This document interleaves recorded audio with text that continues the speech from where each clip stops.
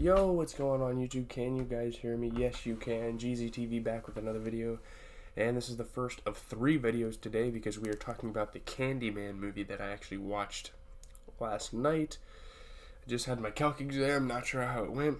But I'm pretty much stress-free for the weekend. You know, I have some coding homework or whatever. Again, I'm nasally. I'm still kind of sick. But I don't have any fatigue. I just kind of have a cough and a stuffed nose, so... yeah, we're going to get into the plot, critical reception, all that stuff. Yeah. Victor and Tyra's Kit bring Nacho Varga to Gus Fring, so they kind of hold him captive and bring him to Gus. And you're not really sure why, but obviously but once you see, it's like it pertains to Lalo Salamanca getting in his business, because Lalo and Nacho are very closely tied with the Salamanca family, of course. Threatening harm to Nacho's father. Yeah, Gus takes it really personal, which is kind of fucked up because Nacho is... I was just smelling my armpits, my bad.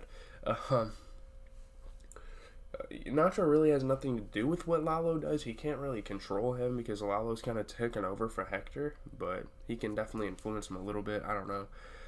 Threatening harm to Nacho's father, Gus demands that Nacho obtain information on the Salamanca's activities, like what their plans, where they're going to be at X time, on X date, type of thing. Like he needs the ins and outs of the Salamanca family. Hector Salamanca confirms for Lalo Salamanca that Gus's distribution network is an essential component of the Juarez cartel's operation and profit. So if you get tied in, if you want to work with Gus, work with the cartel and stuff, you should probably get going. Well, if you want to be friends with the cartel and not get fucking destroyed by them, you gotta know what Gus is doing, follow his business model, I suppose, and become partners. I don't know. It's kind of an interesting situation.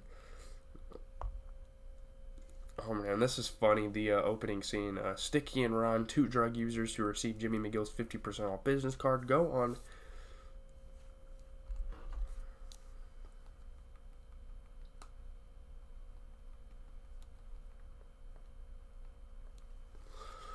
Oh, sorry, my mom's texting me.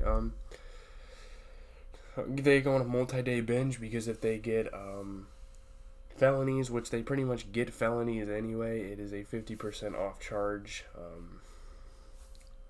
They purchase numerous bags of cocaine from the Salamanca stash house, but the bags get stuck in the drain pipe, so kind of their multi-day crash comes to a halt when they are struggling to get their drugs. And like, hey man, I paid you money, where's my drugs? The police arrive just before Domingo Molina dislodges the drug, so a very unfortunate circumstance for Domingo, aka Crazy 8. Obviously, we know him from Breaking Bad as that character.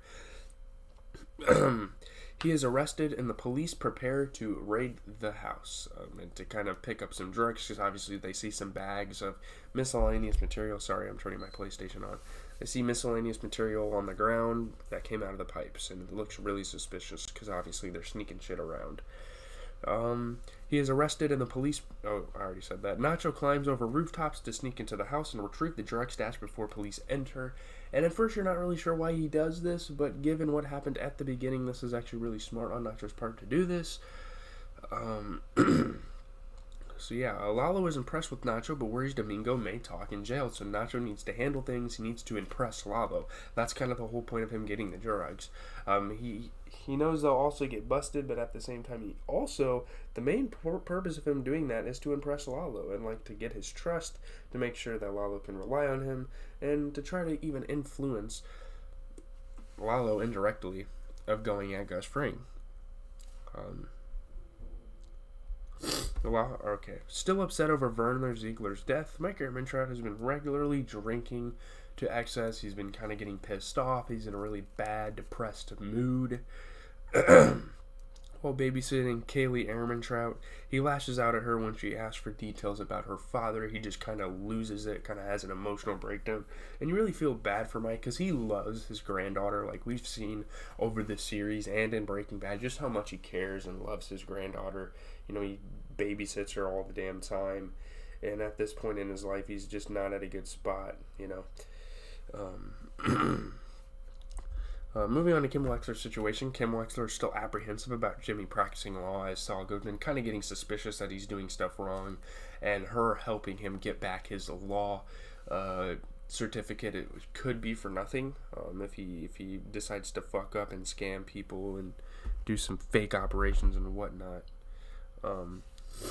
Jimmy and Kim view a house and consider buying it. This is really Jimmy's idea because he realizes he's getting a lot of clients and he's probably going to get a lot of money soon.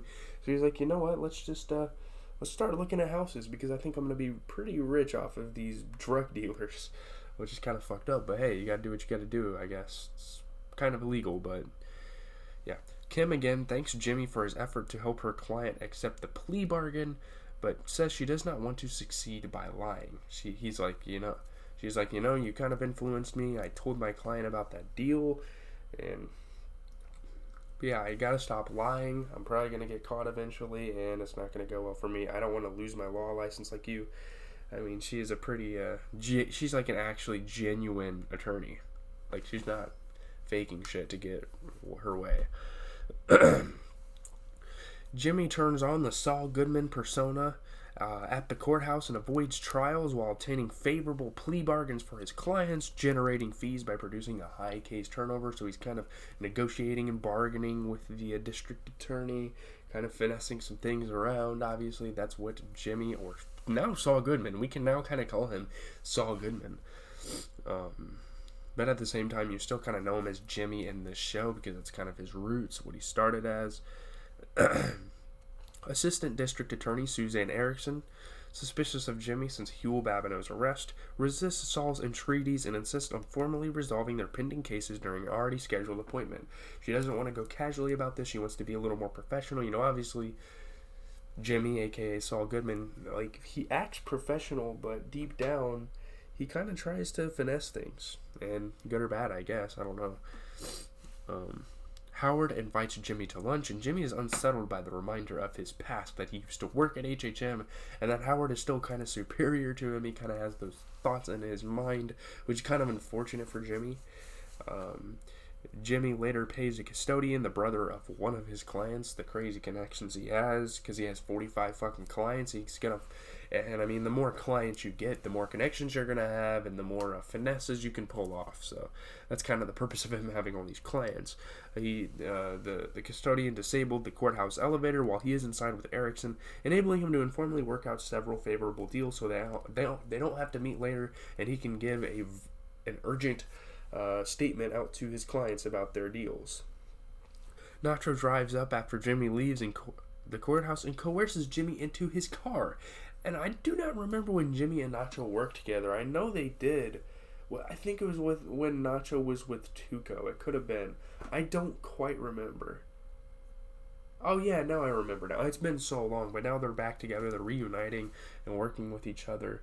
So that's going to be fucking awesome. That's going to set up Season 5 to be a great season. But talking about the reception, not a lot was talked about, you know. Critical acclaim, of course, 100% on Rotten Tomatoes, 15 reviews, 8.14 out of 10.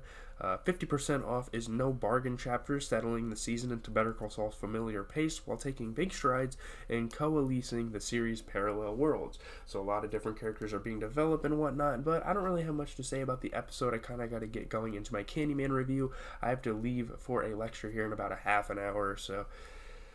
Yeah, GZTV, leave a like, comment, and subscribe. I have the Candyman review and then an NBA recap tonight once the games are over. I'm thinking about streaming on Twitch. I'm not sure. Maybe when my boy Greg gets on before work, we'll